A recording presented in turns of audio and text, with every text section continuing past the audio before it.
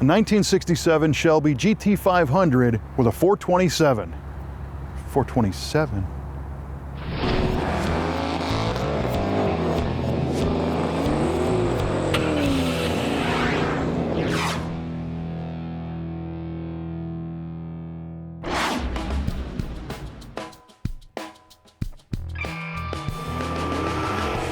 1967 saw a redesign for the Ford Mustang, and of course the Shelby cars went along for the ride. And it's interesting to note how the Shelby Mustangs evolved, or how some would say devolved, over time. The evolution of the Shelby Mustang is an interesting path, as many believe the cars started out at their peak with the 1965 GT350, which was as much of a race car as ever unleashed on the general public. It was light, nimble, powerful, loud, uncomfortable, and very pure. And so much so that the 66 GT350 was made to be more of a driver-friendly car, and by 67, the cars leaned even more towards the comfort and style side of the track. Now, don't get me wrong, they're still awesome cars, but Ford realized that most people were never going to race their GT cars, so they refined them to increase the mass appeal. And you could go to your dealer and buy additional performance parts, or you could take the stuff out of your 67 car, but the turnkey version from the dealer was a much more refined car. The 65 and 66 Shelby GT350s were very popular cars and great performers, but for 67, Shelby turned it up, well, a bunch of notches and added a big block to the car and called it the GT500. The number 500 really didn't mean much on a Shelby Mustang, outside of it being Shelby's chosen designator to distinguish the car from its small block stablemate.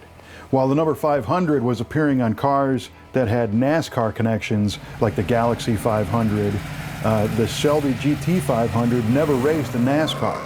The story goes that Shelby wanted a number higher than any other car you could buy, so 500 was chosen because it was bigger than, you know, say a 426 on a Hemi car or 427 on a Corvette.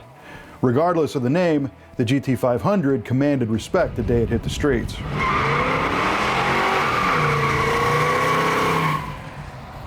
When you stopped in at your local Shelby dealer in 67 to buy a GT500, it would have come with a 428 V8 under the hood.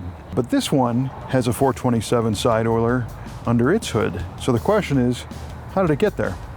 Well, as you can imagine, many of these cars were purchased to be driven hard, and that meant many of the mild-mannered 428s were abused to the point of failure. And sometimes performance enthusiasts would return to their Shelby dealer and purchase the high-strung 427 as an upgraded replacement engine for the broken 428. And this was not a hard conversion to do because externally the 427 and the 428 are very similar.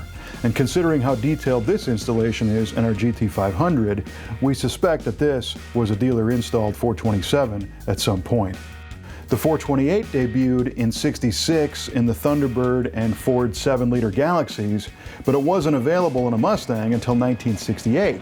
And technically, the 428 in the Shelby was not a Cobra jet as seen in the '68 cars. Rather, it was a police interceptor motor that was further hopped up by the Shelby team. They added their own cast aluminum intake manifold, dual 4-barrel carburetors, a performance hydraulic camshaft, and ended up with a very torquey engine producing 355 horsepower and 420 pound-feet of torque. And the 428 was a great street engine that offered a nice mix of power and torque combined with mild street manners to make for an enjoyable and reliable car. 427, 428, what's the big deal, right? Well, for a proper, correct car, it needs to have the engine that it was born with. And all Shelby GT500s were born with 428s, except for one, which is a very well-known car nicknamed the Super Snake. You see, the 427 is a radically different engine from the 428. The 427 features a stronger block with cross-bolted main caps, higher compression, tighter tolerances, and a high revving personality thanks to a solid mechanical valve train and a revised oiling system that fed the main bearings from additional oil galleries on the side of the block, and thus the nickname the side oiler. The 427 was Ford's racing big block engine with lineage going back to the early 60s and was never factory installed in any Mustang except for the Super Snake. The result is a GT500 with a much different attitude than the regular 428 car. The 427 has a nastier idle, it makes more power up top, and potentially moves this car out of the realm of daily driver reliability and into weekend warrior status. Which is not to say you couldn't drive this car every day, as the GT500 retained the high-performance suspension and driveline of the earlier cars, but additional creature comforts were added, including power steering, power brakes, and some cars even came with air conditioning. And if they wanted to use style as a tool to sell cars, they've certainly hit the nail on the head with the 67 Shelby cars. Numerous body modifications transformed the 67 Mustang into the car we see here, including fiberglass nose pieces, a longer hood with the scoop, the inboard high beam headlights, low quarter-mounted rear brake ducts, upper quarter window cockpit air vents, the ducktail rear spoiler, and of course the Cougar sequencing taillights. The base wheel was a steel unit with Thunderbird hubcaps, but many chose to upgrade to the Shelby cast aluminum wheels. Goodyear tires are always proper on a Shelby car because of his relationship with the tire manufacturer. And this car is wearing its original Acapulco blue exterior color, set off by the white GT500 stripes and the black interior. The cockpit features the integral roll cage complete with the retracting inertia reel shoulder belts, which is apparently some of the first of their kind installed on an American car. And interestingly, Shelby cars moved the rally pack gauges from the steering column and put them down below the radio, which actually made them a little harder to see, but they did upgrade the gauge pod with Stewart Warner green line gauges. So although it's true that this car might not be as authentic considering it no longer has the original 428, we think the 427 side oiler is an engine choice that Team Shelby would approve of. After all, even Carroll Shelby himself had a heart transplant.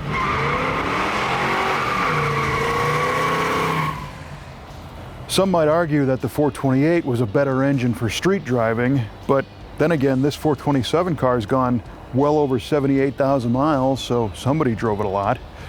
I don't know, what do you think? Would you want the more mellow 428 or the high-strung 427 in your Shelby? I think I'd take the 427.